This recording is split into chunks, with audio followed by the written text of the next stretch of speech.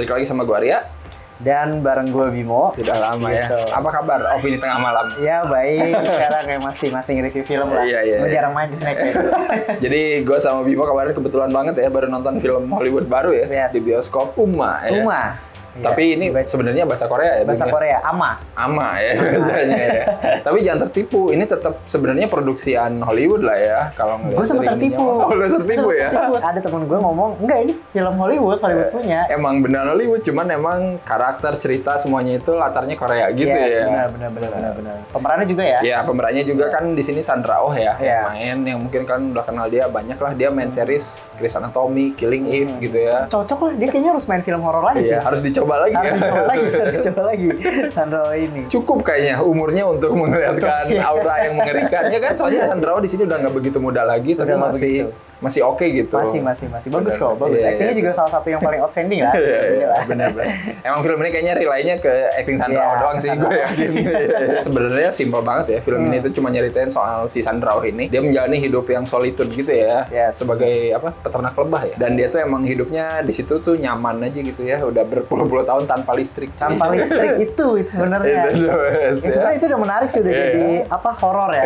Horor ini gimana nih hidup tanpa listrik ya. Opening aja kita udah dikasih tahu kayaknya ada sesuatu yang kenapa dia sampai trauma sama listrik tuh kayaknya kita udah di teaser lah ya. Langsung dikasih tahu lah ya di depan. Benar.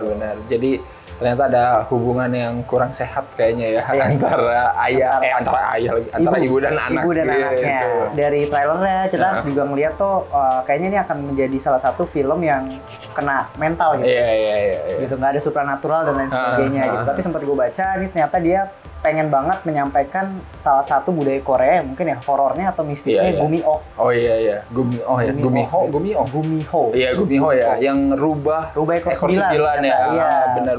Dari judulnya Ama, pemerannya gitu, trailer pun dari dia pakai baju-baju Korea gitu yang kita mikir tuh kayaknya ini kental nih cukup budaya Korea. Masih relate lah sama kita ya. Benar, Asia lah ya. Iya, Asia ya. Masih Asia itu masih serem gitu. Tapi ya di Ama ini kurang lah. Di film ini tuh gue ngerasa si Koreanya itu cuman permukaan doang ya. Jadi kayak cuman ngenalin adat bajunya ini, ya kan. Terus upacara pemakamannya tuh ini gitu ya. Benar. Jadi kayak cuman mentioning itu doang gitu sebenarnya.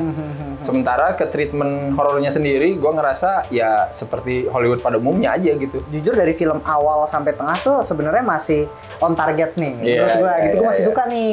Gitu, tapi mulai pas ke belakang mulai dimasukin unsur supranaturalnya ya secara tiba-tiba itu menurut gue ini sebenarnya filmnya mau kemana sih arahnya gitu. Apalagi ngomongin tadi ya soal mitos yang ngerubah ekor 9 itu ya Gumiho. Di sini sempat diliatin, sempat disinggung gitu ya. Cuman mungkin dari penulisan nggak dapet ininya gitu. Mitos ini tuh gimana gitu? Mitosnya tuh apa sih sebenarnya? Sebenarnya gitu kan? apa gitu? Nah, itu juga salah satu faktor yang gue kurang suka sih Kak sebenarnya. Seolah-olah tuh kayak film ini udah jadi skripnya terus kayak dimasukin ini mitos ini gitu. selipin aja nih gitu. Gitu walaupun sempat gue baca Gumiho itu kadang tuh menyerupai sosoknya tuh jadi wanita, ibu-ibu dan lain sebagainya. Tapi di sini kita nggak pernah dikasih tahu nih sebenarnya Gumiho ini apakah sosok yang menghantui si Sandra Oh atau bukan gitu. Kita nggak pernah dikasih tahu, cuma tiba-tiba muncul aja tuh ada musang ekor 9 tiba-tiba. Mungkin kalau orang yang nggak terlalu tahu misalnya nggak baca kayak dia ngangkat Gumiho ini tuh apa, orang nonton aku tiba-tiba ada rubah ya gitu. Kayak pasti kita nggak tahu itu sebenarnya maknanya apa gitu kan. Itu sih sebenarnya kurang kental di situ sih. Awalnya sih padahal gue suka ya sama toxic relationship lah ya.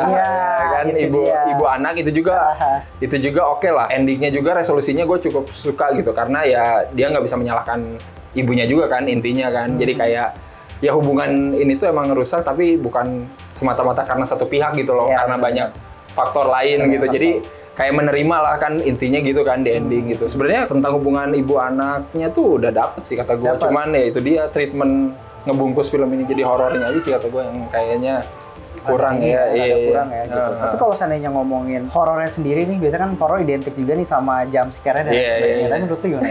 Ada sih jump scare tapi cuman ya udah gitu ya. Mungkin menurut gua cukup lumayan di awal-awal tuh ada kan yang ngingetin sama beberapa film horor yang udah ada juga. Tidur terus ngelihat ada sosok yang duduk gitu ya. Oh iya. Ya kan? Iya itu ya cukup, kan? Itu menarik kan? Itu maksudnya menarik. Itu nggak gejreng nggak gitu tapi ya udah cukup diliatin gitu doang gitu kan.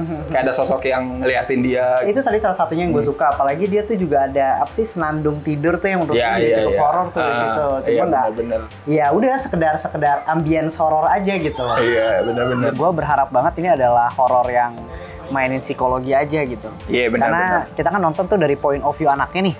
Gitu, point of view anaknya yang melihat seorang ibunya tuh sakit gitu.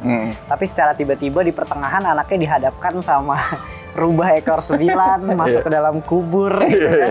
Ditarik selendang, ditarik dan lain sebagainya. Gue kalau jadi anaknya, di situ juga pasti bingung nih, gue harus percaya apa dan apa yang harus gue lakukan gitu. Bener-bener. Harusnya sih bisa lebih konsisten ya intinya ya, tonnya ya. Kalau pengen psikologis aja terus gitu sampai akhir. Betul. Jangan tiba-tiba masuk ke dunia lain gitu kan. Iya. Itu aneh karena masuk ke dunia lain aja, masuk ke dalam kubur tuh udah paling aneh sih. Kayak film-film kita jadinya.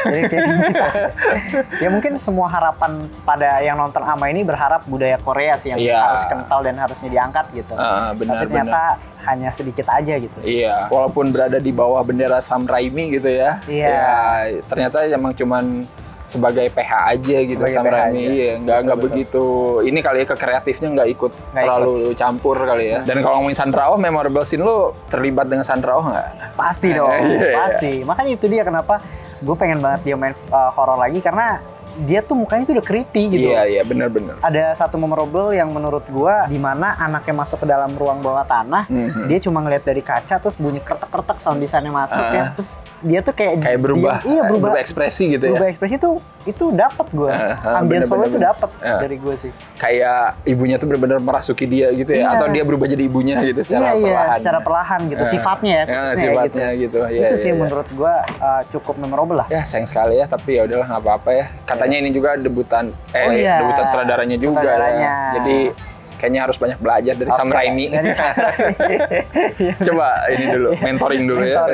Sam Raimi. Oke lah kalau kayak gitu. Kalau kasih skor berapa nih untuk Ama? Gue sih 6 kayaknya. 6 ya? 10 lah untuk Ama ini. Iya. Kalau gue 5,5 lah ya. 5,5 ya? Iya. Ini pengen kasih 5 tapi janganlah. 0,5 ada anaknya ya. Ada anaknya. Lucu gitu. Bagus ya. Bagus ya.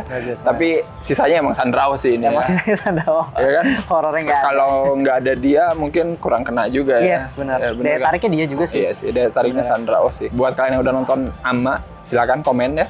Menurut kalian gimana film horor cita rasa Korea ini ya? Walaupun sebenarnya horor Amerika. Horor Amerika banget sih. Horor Amerika banget gitu ya. Mendingan nonton horor Koreanya aja langsung nonton. Komen aja di bawah.